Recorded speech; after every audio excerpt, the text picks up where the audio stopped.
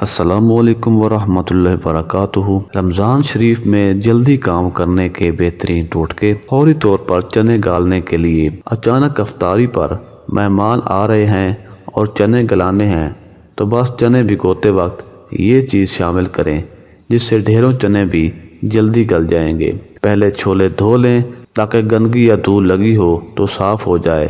اب اس میں اتنا پانی بھریں کہ چھولے سے کم از کم 5 سے 6 انچ پانی اوپر رہے۔ چھولے پانی میں بھگوتے وقت اس میں آدھے چائے کا چمچ میٹھا سوڈا ڈال دیں۔ اچھی طرح چھولے گل جائیں گے۔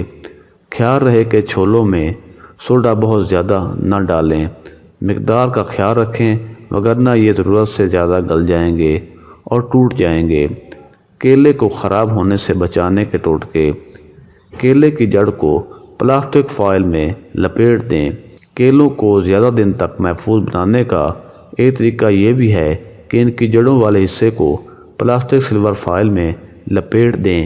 یہ کیلے خراب ہونے کے عمل کو روک لے گی اور یوں کیلے زیادہ دن تک محفوظ ہو جائیں گے۔ فریج میں رکھیں۔ کیلے ہم اکثر باہر یعنی کھلی ہوا میں رکھتے ہیں۔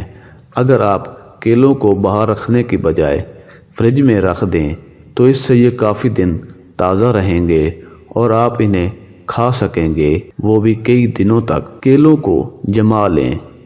یہ تو ہم سب ہی اچھی طرح جانتے ہیں کہ اگر کوئی کھانے کی چیز جما لی جائے تو کئی دنوں تک استعمال کی جا سکتی ہے۔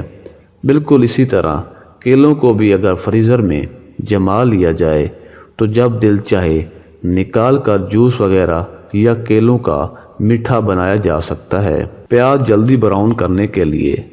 سالن بنانے سے پہلے پیاز کو براؤن کرتی ہیں جس میں آپ کے 10 منٹ یا اس سے زائد لگ جاتے ہیں تو اب سے آدھا چمچ بیکنگ پاؤڈر ڈال کر پیاز کو آئل میں فرائی کر لیں۔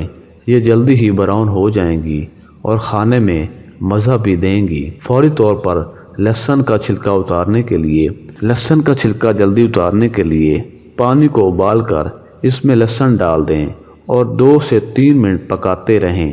اس کے بعد لہسن کا چھلکا اتاریں تو چھلکا جلدی اتر جائے گا۔ اگر ویڈیو اچھی لگی ہو تو ہمارے چینل کو لازمی سبسکرائب کر دیجیے۔ جزاک اللہ۔